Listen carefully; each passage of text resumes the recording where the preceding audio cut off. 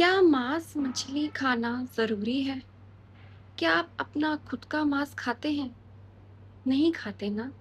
तो फिर इन बेज़ुबान जानवरों का मांस आप क्यों खाते हैं? क्योंकि इन्हें खा के टेस्ट आता है, मज़ा आता है, ये कुछ बोल नहीं पाते, बस इसलिए। जो लोग ये कहते हैं कि इन्हें खा के शक्ति आती है, हमें प्रोटीन मिलता है, ये सिर्फ़ एक मिथ है। इन्हें खा के शक्ति कभी भी नहीं आती।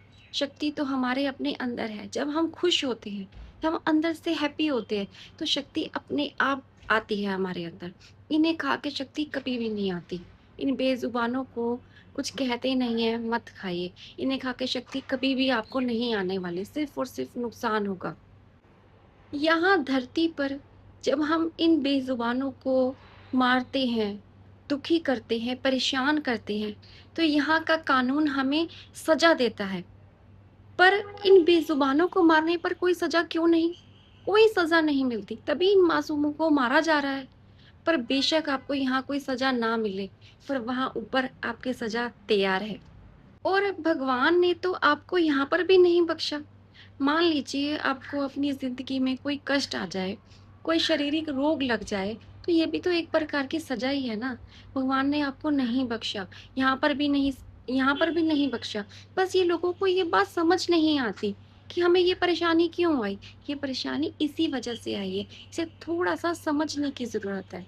आज आपको शारीरिक रोग क्यों लगा है, मालूम है? क्योंकि किसी बेज़ुबान को शारीरिक कष्ट दिया है आपने, तो आपको शारीरिक रोग तो लगना ही है। खून बहाया है, तो बहेगा ही। किसी को परेशान किया है, तो खुद परेशान कैसे नहीं हो गया? इंसान समझ ही नहीं पाता कि उसको ये शारीरिक कष्ट, उसे ये रोग क्यों लगा है। उसे ये रोग लग तो जाता है, पर वो बिल्कुल भी इस बात को समझ नहीं पाता।